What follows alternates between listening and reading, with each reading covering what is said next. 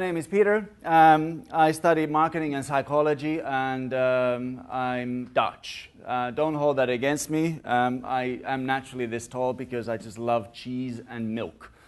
And of course, if you do fly with KLM, I do apologize. It's because we are so stingy and we want to pack the plane so full that you have probably the least amount of leg space. The biggest amount of leg space that I ever had was Garuda Air, which is an Indonesian airline, and they already have short people like this. Go figure. All right, so I'm going to be talking about marketing efforts and aligning them, especially on the content front. I love content. I love producing content. And looking at the ways of how you can utilize personas, deciphering your customer base, and making your content work for you. Clicker is not today, maybe tomorrow. Probably not. There we go. Beautiful. So inbound marketing. Who has heard of that term? Excellent. Who loves inbound marketing? Excellent. So you're the ones that don't like to get the telephone sales from the double glazing people calling at you at 8 o'clock at night time, or you actually enjoy not watching the TV ads, or you enjoy not receiving spam mail and direct mail in your mailbox. It is highly effective. Interestingly enough, in Australia, direct mail is very effective, as long as it has a purpose. So coming from, of course, from SEO background, I saw this really wonderful presentation and wanted to talk about evolution of search. Now, especially because James already covered what is SEO and SEO tips, but I wanted to bring you back into the life of the dark ages, with the times when I was doing all kinds of evil deeds. And that was really the time which we call Search 0.1, or 1.0, sorry, which was all about on-page optimization, stuffing them with keywords. The more repetitively you said a word, then the higher it starts ranking, shoveling it behind images, you name it, all kinds of fun things. Then it finally actually evolved into looking at saying, hey, look, that's not working anymore. Let's do as many links as possible, all footer links, all exact match anchor text, you name it, creating websites left, right, center with plenty of links to your own website. Then people start saying, well, I'm not really getting the results or the quality that I'm looking for. So Google starts thinking there must be a better way. So then they start going into this whole vertical area saying, it has to be in our result pages. We want to show the images, and we want to show newspaper articles, and we want to show other kind of interesting aspects. And then came this universal search. And then people start using that into their advantages, producing images and fudging into saying that you're a newspaper art website, and then trying to get rankings over there. And it's just wonderful how it's slowly but steadily evolving into this whole human aspect, where actually we are part of the algorithm. Our behavior is determining if it's a good quality content or not. Are we sharing it? Are we actually click-throughing the specific article? Are we keeping time on the article and reading it? Or are we just right away going back as a bounce? And then finally, this is the future. Well, it is actually over here. I mean, that is the future, but that's something else I'll talk about a little bit later or some other time. But the whole aspect of knowledge graph. So Google is finally a 5-year-old child that has a great concept of language and actually understands that when I'm searching for, in this case, which was this great talk about Barack Obama, about saying that if you actually search for a person who is a known figure, and then you say, who is Barack Obama, and then how old is he?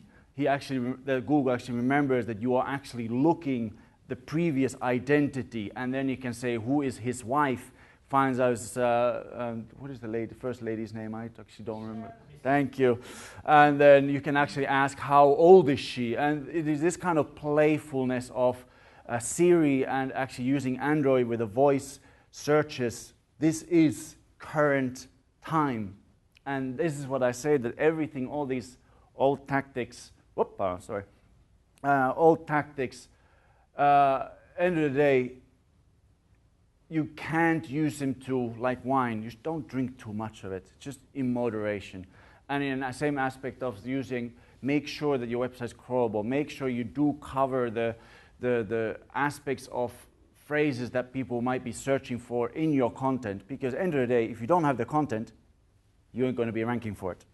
So coming down to the aspect saying that keyword research is still actual. You still need to figure out what are people searching for. But it's not the beginning and end of it all. And I love SEMrush. I wish I could put my affiliate link over there and just say, hey, go and click it and go for it and give me the money. But I won't, because at the end of the day, you should really figure out what the tool does and then play around with it and see that you can actually go to a competitor site and see what are they ranking for and what kind of landing pages they are using for which kind of phrases. And that's semi of your keyword research done already. You can figure out, okay, if they're writing these kind of articles and they're kind of ranking for that kind of topics, then how can I replicate it or write even better content, even something that would be even more meaningful, even more helpful, even more better written, maybe humorous if you can go to that factor. And then really looking at the aspect, of course, when you're going for the keywords and you're doing your site and you're looking at the allocating keywords to specific sections, then really saying, look, if it's informational query or if it's really commercial, transactional queries, you really are going to keep them separate. So really thinking of putting the search phrases into more psychological meaning. What is this word going to do? What is the user intent of this phrase? And that's the beautiful part. Of course, never forget, when they do land on a specific page, what do you want them to do over there? Think about the call to action or what's next, as I say, with the marketing automation, with lead nurturing. Okay, I did X kind of an action. What is next that you want me to do? So into marketing automation, of course, and inbound marketing, it really is making the strangers that come to happen to visit your site, trying to attract them, but not only having them as strangers, but actually getting them to as your friends. So really give them some piece of content, login or an email address, so when they become known identity, and then the fun starts. Because then you know who they are. Then when they revisit your website, you can actually start doing lead scoring and say, hey, this person came from this route with this device. Now, if you marry that to an email address or you marry that into a login, then you can re-identify them again once they log in with different devices, saying, hey, this behavior is with this person.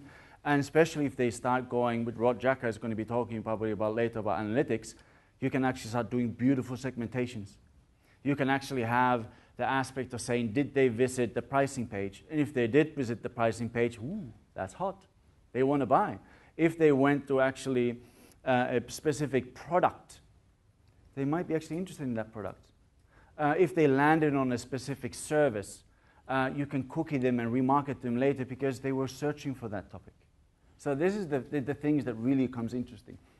And then, of course, once they are become known identity, then you can slowly but steadily nurture them with very relevant emails or communication to say, hey, by the way, you just bought a washing machine. Would you like to buy a warranty with that? A little bit of upsell. But maybe later on, after 2 years, I don't know what's the lifespan of a washing machine, probably more than 2 years. So once the warranty is gone off, hey, do you want to buy an extra warranty? Because you already knew when they bought it.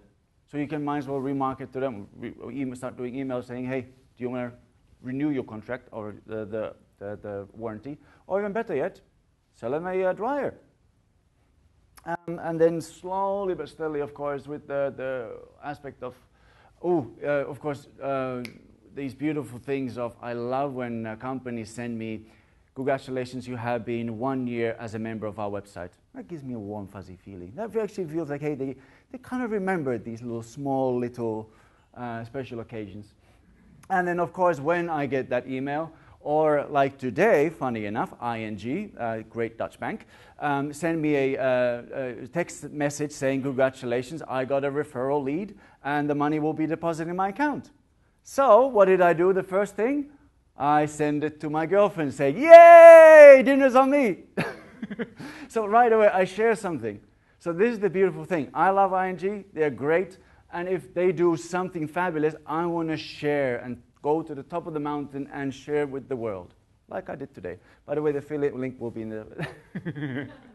Anyway, so really the thinking about the aspect is this, really the increasing the brand awareness, really trying to identify and capture the lead, then slowly but steadily nurture them to a lead and to convert them, and then analyzing the results, saying, did it really work? And then how can we do it better? And this is also the part where Fab was talking about making it very specifically to your wants and needs. So if you are exactly a male and you actually bought diesel jeans, and I've been buying 5 diesel jeans in the past, you pretty much know that I'm a diesel kind of a person. So okay, that's exactly what Fab was saying about the marketing automation and the great journey of it. And using inbound strategies, which I'll go later on in detail. And this is the part that I love the most. So it's not only about getting them onto your site. It's not only about servicing content that is actually going to fulfill my research needs and actually make me to buy, and then finally actually do an action. But what about the satisfaction part? I love the aspects when companies just say, hey, thanks. And later on, maybe 2 weeks later, saying, hey, how is the product? Do you want to give me a review of the product? How was the service? Then I really start feeling engaged, and I actually feel like I want to give back my word, especially if it's been a bad experience. Because that's the worst thing you want to do. You don't want to leave that bad taste in your mouth or bad PR out there. And then, of course, if you're a lucky big business company, you can use, of course, marketing to palm off the marketing qualified leads to the salespeople, which are already warm, kind of fuzzy leads, and then they can convert that far easier than cold calling. I mean, I don't understand why. Well, I mean, cold calling still works in some extent, but I prefer just giving really warm leads or marketing qualified leads. They're far more better. Your conversion rate is so much better. And then, of course, using other direct mail or other kinds of possibilities to really give further engagement or upsell. So, content marketing is really about solving problems and entertainment. Again, depending on what industry you're in and what is the purpose of the content. This is what I always say, is if I create something, what do I want to do with this? Am I solving a problem? Am I there just to give a warm, fuzzy feeling? Am I just promoting the brand or doing something fun? So, thinking about the customer buying cycle, it really is depending where in the funnel are you coming into and where do you need to go and get them to. Because at the end of the day, we always want them to get the sale if you're, of course, in e-commerce. Or even if you're in lead generation, you just want them to, say, hey, yep, I'm qualified enough, then give it to somebody else, sell the details.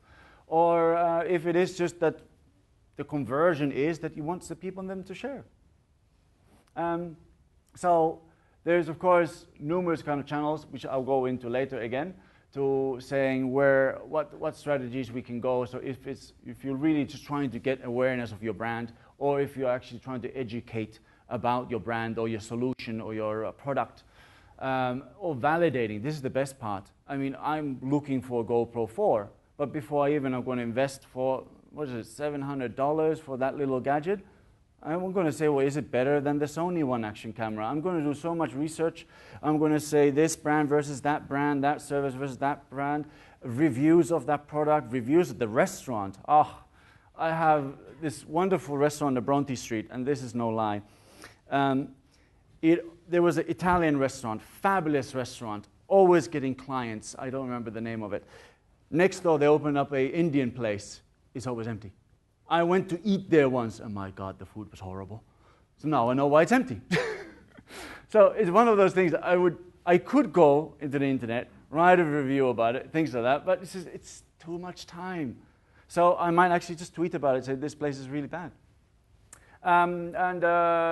Sales. But of course, if you think about aspects of e-commerce, they might have completely different kind of search phrases than actually business-to-business ones. So really depending on your model where you're working at.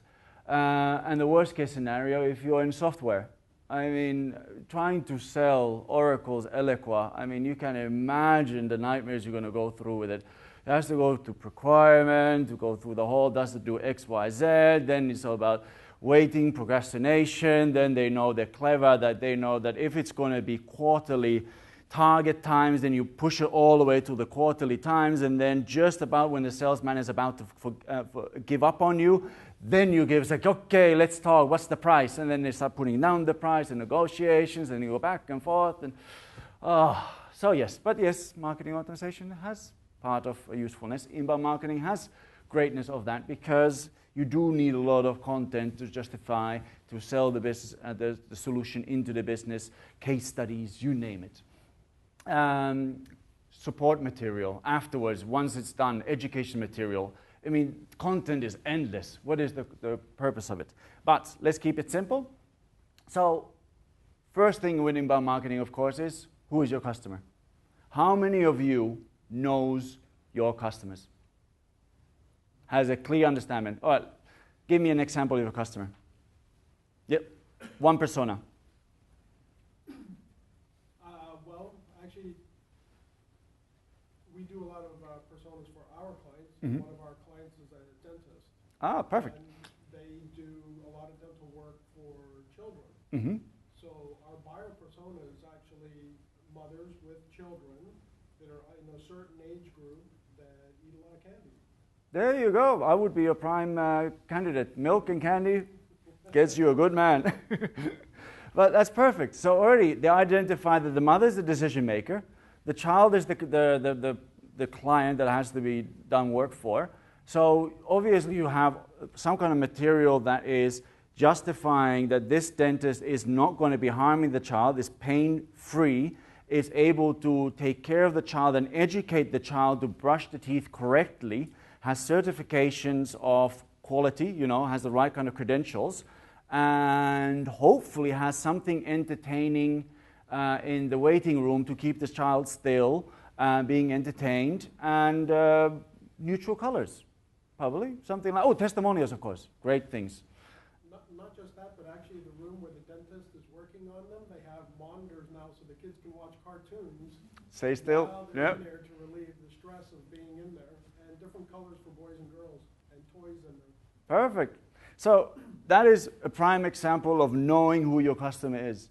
So you can imagine that for me it's very difficult just by looking at a person to know exactly what you're looking for. And this is the beautiful thing with just thinking a little bit ahead, just trying to think. With analytics you can see a lot of this if you implement it correctly, but thinking about saying, okay, is it male or female? The job is responsibility, like the mother. And are they the decision maker? Are they busy? Do they have a lot of time in their hands? For example, one of our customers, we deal a lot with tradesmen. So they are not going to be the ones who are going to be read thousands of words of text. No, they want a bite-sized movie or a short little video showing exactly what is it going to give it to me and how am I going to do it, or even better, are you going to do it for me? Because they are not necessarily computer savvy, or they don't have time to go through the endless amount of text. So give them the content the way they want to consume it, or they need to consume it. Knowing their pain points. So really coming, it's okay. Great ways is, of course, doing a survey to your existing customer base. Asking the questions is the best way to get the information.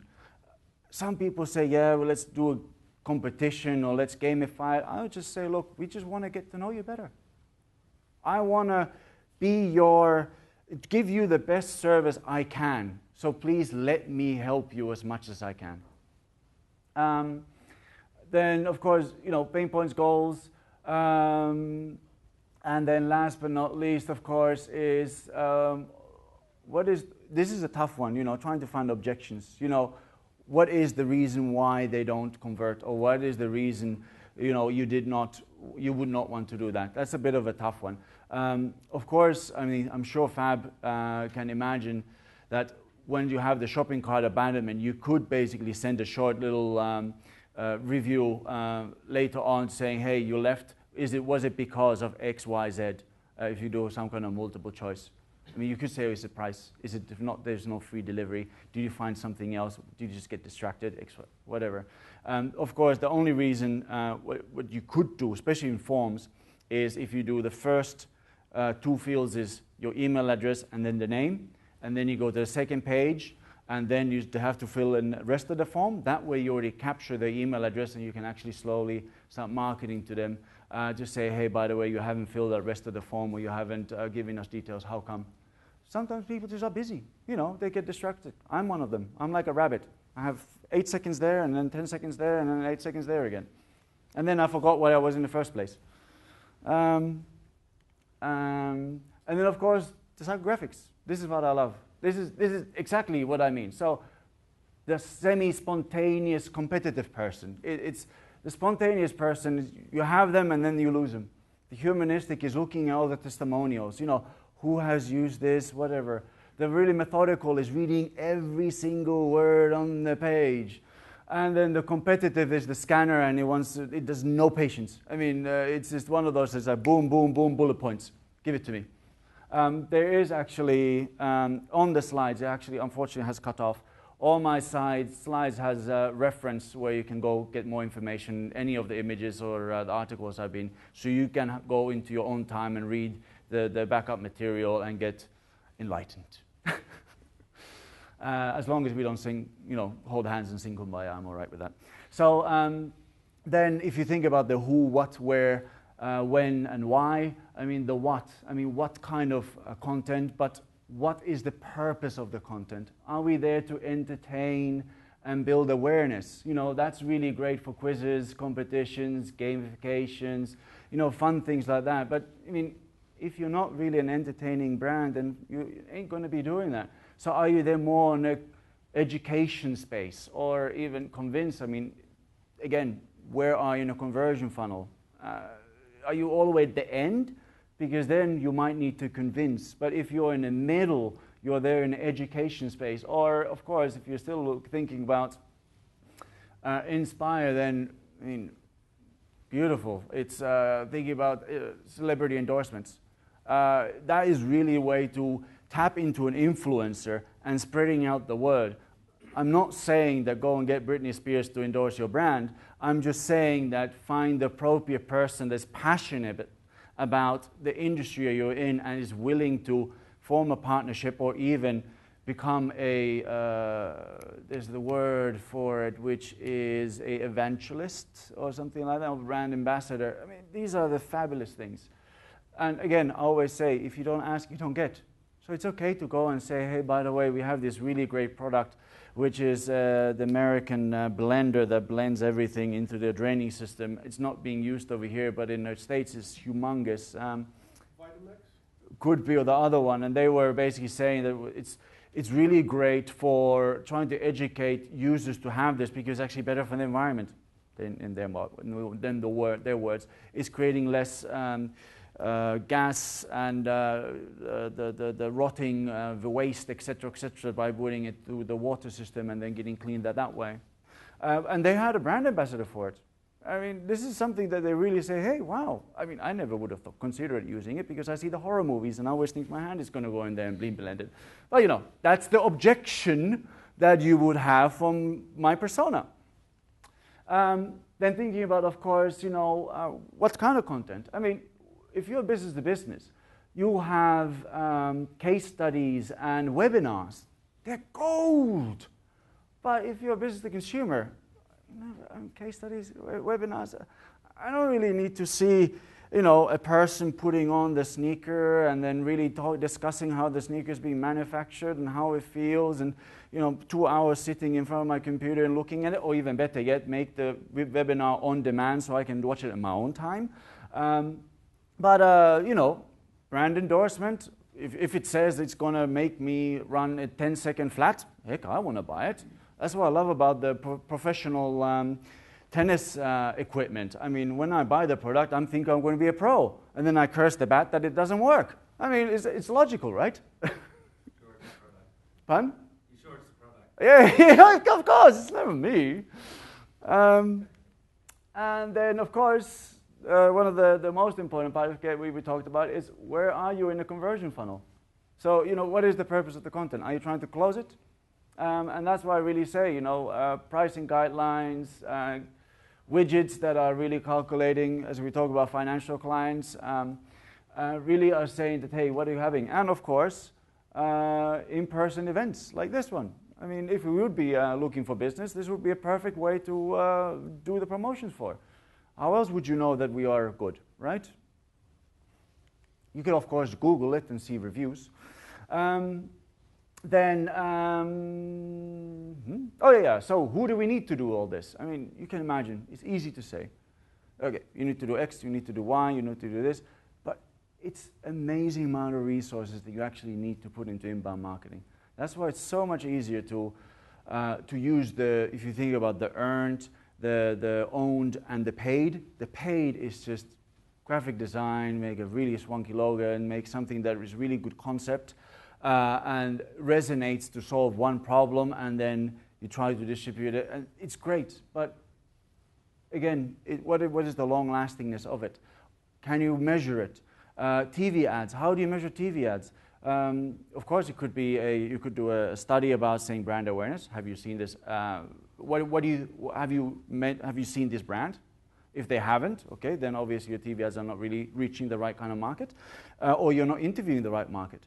Then second thing is, of course, if you want to know what is the brand, how is the brand perceived, maybe putting a specific landing page for your offline ads to correlate with your online identity would be a perfect way to say, hey, there is a cause and there is action. Super. Specifically if you are communicating URLs. So what I love, what car companies are really doing now is search for XYZ, search for the car. I don't like the Spotify stuff because, 15 seconds by the time I get the mobile phone and try to put Spotify on. I mean, not the Spotify, what's the Shazam? That's the one. I never reach it. So, great idea, but doesn't really work in reality. But if there's actually a specific landing page, then great. Then that landing page will say, thanks for watching our TV ad. And then saying that would you like to have a test drive, or a little bit tell further down a longer demonstration video, what is the capabilities of the car, how the car makes me look and feel, and what does it say about me when I have that car. I mean, again, depends on what you're into. So the aspect is that you really need somebody who is leading the idea, having buy-in from the company to go and say, yes, we need to modernize our company. My sister has gotten a fabulous job where she's going to be digitizing everything. Now, this is a Dutch education company. Everything's still in paper format. So she's going to have a field day. She's going to get all that old content, put it into digital content. She's going to have heaps of stuff to market. But not even that, she gets to modernize it, starts looking at, is it really effective? What is the next steps? Should we do if we do an online version, okay, well, how should the offline version be? Because at the end of the day, they do work together very well.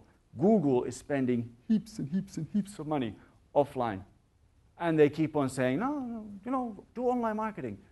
They really are amazingly work together. And not everybody's online at the same time. You need at least 3 touch points.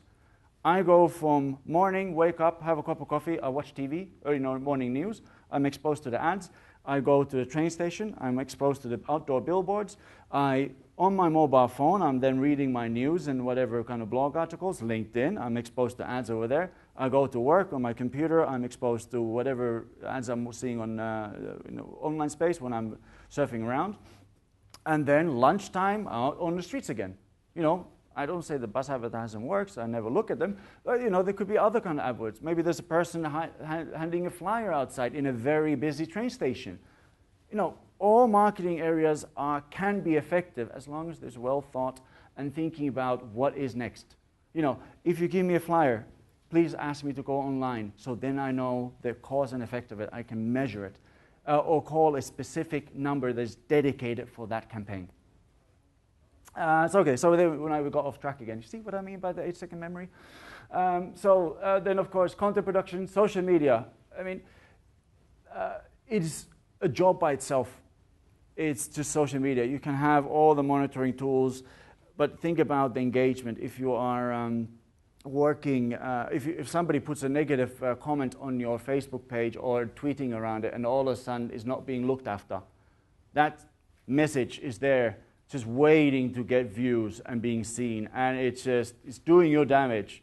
So who's going to look after that? there has to be a dedicated person to make sure that everything's being catered for.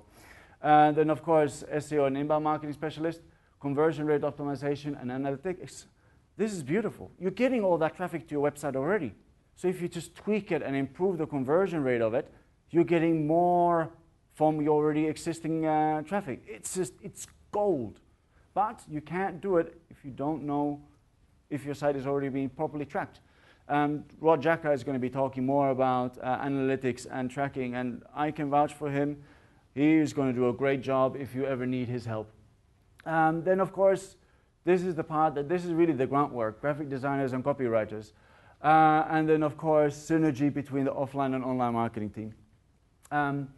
Of course, if you want to go crazy and you love content, yes, I know. I saw that look. Me too. I saw the same thing. This is from e-consultancy, and they sometimes go a little bit crazy themselves. So they really came up with the whole aspect of the drivers, the insights, really how the dream team of content could be. Again, I say you can easily pick.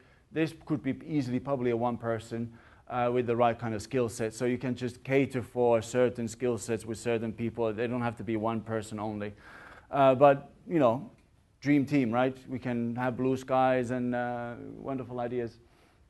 But now it gets the juicy part. So think about it. You have all that content. You finally, your website is being indexed and you can actually being found for.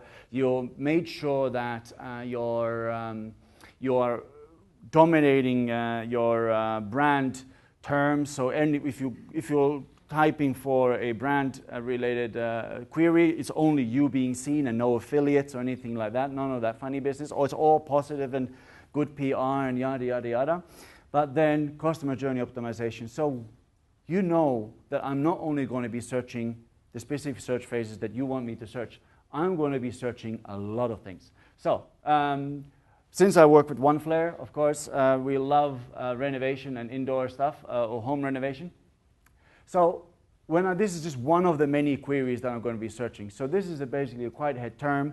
Think about aftex. Sorry if you can't read it. It's outdoor paint for concrete. So this is my initial start, right? So I'm going to get a huge kind of array of search results. Think about if you're not only going to be putting paid ads and you don't have the chance in hell ranking from here, but what else can you do, right? It doesn't mean that you give up. You can really thinking about, say, okay, well, these are competing businesses. You can't do anything about that. But you could make alternative kind of content, video, images, news. Remember, universal search still is existing.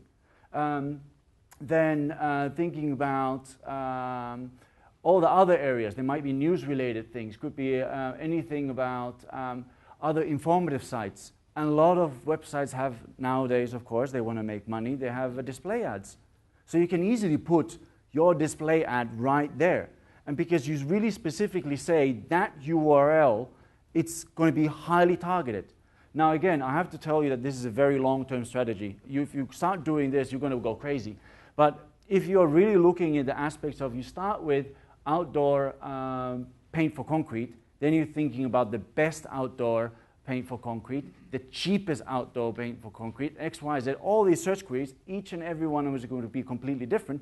But if you decipher it and says, okay, what are the ad possibilities there, and how can I be participating in there? Could I put a comment? Could I do any kind of buddy-buddy system with that website? You know, it's just saying that, hey, you know, let's do a partnership or whatever. Or even worst-case scenario, you can buy the domain if it's really a great forum or a great blog. I mean, then you get access to a whole big fan base if you have money for it. So if you think about it, the customer journey is not that simple. It really is all around. You're being exposed to a lot of the things, YouTube, retargeting, and there's different phases, of course, affiliates. So, and of course, if you think about offline as well, so it really is a journey all over the place, and it's not that simple. And that's why you have to always think about saying, where are we and where are we not? And that's why I love the aspect of remarketing and retargeting, because you are basically ensuring that anybody who has been to your website, you tag them, and then you're giving that specific marketing message what they arrived in. And think about this as well. I finally got the words up for a perfect audience. they go for websites as well, for emails as well. So think about it, your EDMs, they open up your email, bam. You can start marketing to them with the message that was part of the email messaging when they ever go somewhere else. Isn't that just beautiful? Now, of course, don't be creepy. Don't put your cookies into 180 days. There's nothing worse than being just followed upon and followed upon and followed upon. Victor Jorg is notorious for that. They do great shirts, but trust me, once you visit the website, you basically just see Victor Jorg everywhere where you go. And the worst case scenario, when you buy a shirt from them, they still keep on giving you buy, buy, buy. Come on. I already did what you wanted me, so turn it off. You know, let's share the love. Give other people a chance. And so this is a case study, not my own, unfortunately. I would love to see those kind of results with my websites. But this is basically Word. Where's it, James? WordStream, thank you. So he was doing content and remarketing together. And this is the kind of results he was doing. So he was basically getting, this was the plateau part where he says he needs to go and change something. And then when he was start doing proper content, he was doing content marketing already, but then engaged in remarketing, he got a huge change. Now, isn't that beautiful? So think about it. That is direct websites, brand recognition picking up after remarketing has been, of course, utilized properly. But remember, of course, it is an uplift due to the fact that he got a lot more business, hence a lot more people are coming to his websites because it's basically a keyword research tool that you have to come to the website to actually utilize the tool. But it still is a beautiful effect of saying it really is useful. So, of course, one of the channels that I love using and what I really recommend from my heart is, of course, I don't really like, okay, Facebook is a very funny environment. There is great results from Facebook. I mean, you can't deny it. It's huge customer base. There are interesting studies about paying ads on Facebook or paying for likes and getting the reach out. And there's some people who are putting pro and putting con. Actually, I'll put that into the slides. It's a really nice article saying that you have to be very careful with your target audience targeting to ensure that you're really homing into a specific language, specific region, specific interest, etc., because otherwise you might just get a lot of interesting clients that are not really a target market. And then because your reach is being diluted, the more and more people you have on board, if you have people that actually are not a real fan base, then your marketing message is not going for the fan base that are actually your favorites, or actually do really like. But suggested posts really does increase and help you to get the reach, and especially if you think about you're producing content and you spread it out naturally, it needs a boost every now and then. So with tweeting, of course, you can do retweets every now and then, but then if you think about booster as saying, after 2 weeks, give it another kick. You know, do a marketing campaign for that specific content, that specific campaign, that specific action, whatever it is, new product, you name it, just to give that reach. You know, you need that audience. Same thing with LinkedIn. I mean, perfect for busy professionals. Pinterest, James beautifully covered it completely to an art. I always say hashtags. I mean, that is one way to eternalize your content. I mean, tweet is a tweet. You've got the 2 seconds of fame, but with a hashtag, you're actually congregating into good local places you're able to see. Tumblr, it's a great already existing follower base for Australians, because remember, Australians cannot buy a domain, an Australian domain, unless they have an ABN number.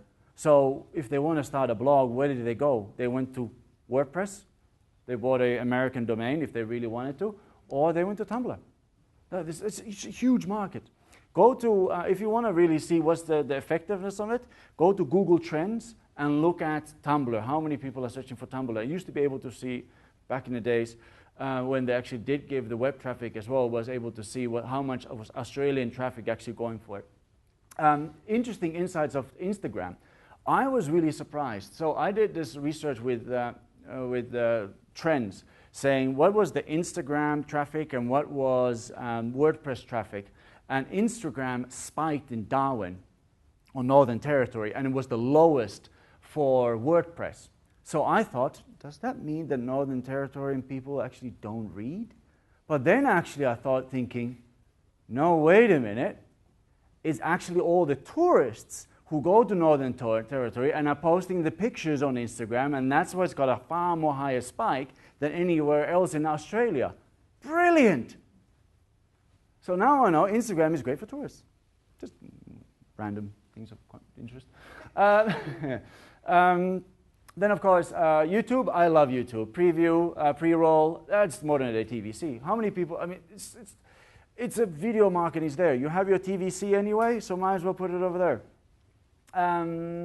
Taboola, James can concur, is bad. The quality of Taboola is lower than Outbrain. Outbrain is in SMH.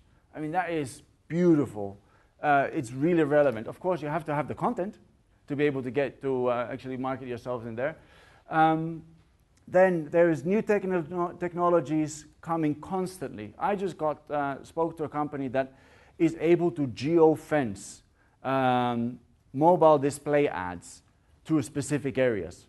So what they did was, do you know the movie, not Despicable 2, but what do you call it? In-Betweeners, #1. Who has seen it? Okay, your kids, I know. So now there's part 2 came out. And for the movie review, what they did was that target market is just teens. Nobody else is interested in. So they geo-fenced all the schools in Australia and put huge amount of awareness into In-Betweeners 2 is out in that 100-meter radius of each school. Perfect advertisement. Kids are constantly on mobile phones. Then being exposed to that target market movie in that area. Nowhere else needs to be remarketed or marketed for. How brilliant is that? No, nobody else is excited? Okay, sorry. Okay, so there's maybe something for business to business then.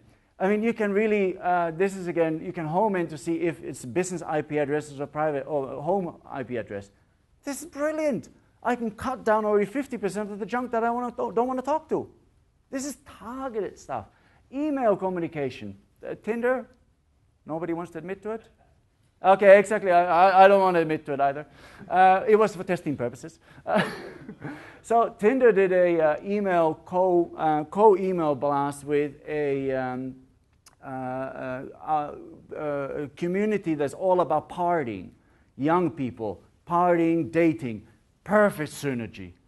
I mean, this kind of things is, and you can approach that impact data for that actually. I mean, these kind of things, it's just fabulous what you can do nowadays. And of course, you know, analytics with custom variables. It's just, I can't vouch for importance of starting to segregate your traffic. You really don't know. If you're looking at the holistic organic traffic, so what? Organic traffic, there's first-time visitors, so what? I need to know if they're logged in, if they're business or consumer accounts, you know, what are they doing? Did they go to the money page? Did they go to some other interesting pages that are really high in value? These are the things you really need to know. And Rod Jacka is going to spread the love and tell you the gold. So aligning the marketing channels. How are we doing with time? Quite all right, I'm sure. All right, sweet. So aligning with each other. So of course you have the whole aspect of earned, paid, and owned media. But so think about the balance between, of course, paid and doing it yourself. Paid is great. It's like paying rent. You know, once you stop paying rent, you're being kicked out. So when you actually own your house, you will never ever get kicked out. And of course, if you don't pay taxes and heating and things like that. But that's other parts of that. This is the most interesting part, what we talked about before. The aspect is you have a lot of offline marketing material ready. It's very easy to actually make it digital. And then the nuggets are everywhere. I mean, really curating it, making emails out of it or content out of it, just to re-engage users to say, hey, did you know if something's hasn't been really looked for a while and is very relevant or seasonal. That's really great.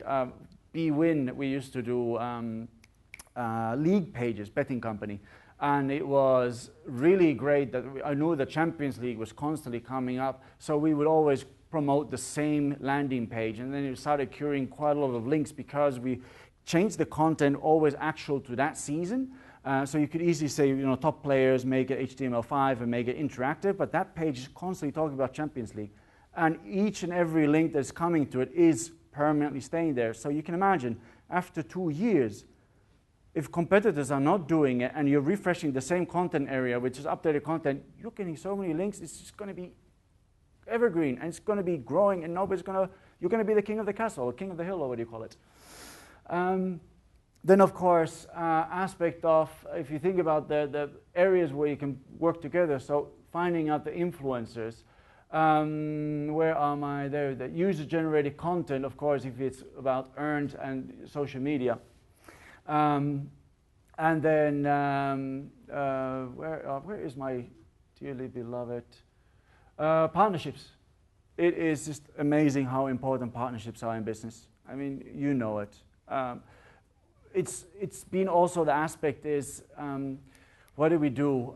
There was this $1 deal, for example. So imagining something that you can sell for $1 to try to get the quick buy-in and get the email lists. And then with that email list, of course, say, hey, we have all these users or customers, but they might need, let's say, insurance. So if you do a partnership with an insurance company that they have something else, you can actually do co-marketing. And then you get huge access to your email base, as long as saying that, hey, you know, you have been allowed, that you have to make sure in your terms and conditions that you are ticking, so once you go into the email subscribing list and you say, I'm willing to receive emails from third-party offers XYZ, but Fab did actually a very good meetup on the new terms and conditions of email marketing, and I really, really recommend you to talk to him about it to find out what are the new laws and regulations on terms and conditions, because that could be a kick in the arch. And another one is unsubscribe. Very important to have there. One company that we worked for with James actually got fined for $150,000 because they forgot the unsubscribe button from the emails. But remember, your unsubscribe button doesn't have to unsubscribe from all the emails. You can, I really recommend to go to another page and select the emails that they want to unsubscribe from. So let's say that you're sending whatever promotional emails, but the newsletter and some other things could be still interest of them. Then they say, okay, I don't want the promotional ones, I just want your other ones. So give them the choice instead of just culling them completely. Then of course social. This is what we're talking about, saying when you produce content, put it to your social sphere and then promote it with paid media. Same thing when you're doing surveys. I mean, you could, of course, think about using AdWords to promote your survey and trying to get more interest what's happening in this field. Adult Matchmaker did actually a very interesting research on this, on saying what is actually the current interest. I forgot what was the research study, but they were basically trying to find out, make a journalistic piece and research about it, that they would then try to create a white paper and get into newspaper articles with that piece of research, with a sexologist and with the help of journalists. I mean, that is gold. They're actually creating newsworthy content with the help of others and with the help of their database. Community. So think about referral traffic. I mean, this is the wonderful thing. We always think Google is the beginning and end of all. We start getting very narrow-minded into it, but diversify your risk. I mean, once out, what 10 years ago was white hat is now black hat. What now is white hat will be probably 5 years gray hat, and we're going to be in 10 years' time black hat. I mean, it's not going to be allowed. So if you diversify your risk and make sure you have actually presence in forums, you are creating online video, you're doing your own blog, you are participating in news sources and actually getting links from there. You name it, Q&A sites, that is evergreen, always going to be there, and the links, follow or no follow, is still referral traffic. And it's amazing how much traffic you can actually get from it, and that's highly qualified traffic. Again, it takes a lot of time. Of course, content goals per channel. So this is what I love about TV. It has huge reach. I mean, I vouch for it, and it can be actually quite cheap in certain places. depending, of course, what target market you're using, what channels and what times you're actually using. Mobile sites, modern day. I mean, if you're browsing your mobile phone and it's not responsive, or it's really irritating to navigate, you're frustrating, I'm not going to come back. It's one of those things. You don't need to have an app. Just make sure it's actually working for that screen that you're using. Because at the end of the day, if the app does not have a specific functionality, is using the functionality of the camera, then what's the point of having it, right? If you're not using the photo or the GPS or some other kind of feature of it. That's why QR codes are failing, because it's not built into the OS. And instead of course, Amazon, who brought up their own phone, which has, of course, the QR codes built into the operating system, and it's transactional. I mean, that's what it's there for. So being social, sharing. This is all the fluffy, wonderful parts now. So why do we share? Isn't that beautiful? So it really is. This is a really great article about this. I cut it short. I'll keep it short, but there are really few areas only why we share certain things. And if you think about it, some can be in anger. If you had a really bad customer service, you really feel like shouting on top of the world, but not that frequently. It's more when it's something surprising, or when you really trust something, or joy, or anticipation. So it's really interesting part of saying, hey, but mostly, of course, thinking about saying that I share because it's a great experience. I share because it is giving, showing that I know, and it's great insight that I know this information. I want to share it with you because it's great insight. Showing off to my friends. I mean, we are naive. No, we're not naive. We are self-centric and what's the word for it again? Narcissistic. It's ego bait. It's look at me, look at me, look at me. It's wonderful and sad at the same time, but it's mostly wonderful. And then, of course, sharing humor. But if you think about aspects, it's really interesting research has been done, and saying that entertainment is one of the biggest things that we share. If it made us giggle, if it's creative, if it's wonderful, if it gave us a warm, fuzzy feeling, we love to share that. So, again, it's difficult to say, how can I make a brand that is really dry into warm and fuzzy? That's an interesting challenge indeed. So maybe something else has to be done. Then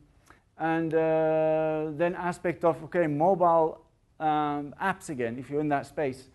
A lot of people are just browsing it, but at the same time, it's recommended by friends. Word of mouth. He told you to go and try BuzzSumo. He told you to use this and that tool. You never heard of those tools before, but we're sharing it, and now you're going to be figuring out how it is. And one person has reached 30, 40 people here. So it's amazing how powerful word of mouth is. And also, of course, as James was saying, sharing element is, if you want to share a piece of website or a page, make sure it's easy to share. Make sure it's easy for them to tell about it. Or just asking, hey, please share. It's all about retweeting as well. If you retweet, they're most likely to retweet to you. So in a sense of give and you shall receive, a kind of a concept. And then, of course, habits. This is the beautiful thing. Remember, did anybody do the 30-day challenge of doing something that you always wanted to do? So the psychology of that is that you take a camera or you do whatever, you do it 30 days straight, it actually becomes a habit. That's the funny thing. So if you really want to start, let's say, I'm getting a little bit plumpy, so I'm actually not drinking beer. So if I put, we're not drinking beer for 30 days, it actually hopefully slowly but steadily I'll get off beer. And then after I do it for 66 days straight, I doubt that'll happen ever, then actually it becomes a permanent habit. And then the beautiful thing is, if I don't do it, then it's all of a sudden I'll fall back into drinking beer again. So this is why mobile apps are constantly trying to ask you to do something on their platform, because they're trying to create a habit. Now, it can get super annoying, so be careful with it. But, if you know that you're going to be getting in one day 30 different messages, maybe it's good time to maybe truncate it to one which has the 30 different kind of leads. So you get 30 messages, 30 leads, or truncate it to 10 leads in the first hour, and then 2 hours later maybe another 5 leads, and then all the way in the end of the day, rest of the leads. I mean, you have to be clever with this. Because if you get really annoying, then they unsubscribe and then they go off. So, thank you for listening my voice. Hopefully it was all right for you. I see some people already falling asleep in the front row. Don't blame you. There's a lot of information. And the air is very poor over here. Any questions?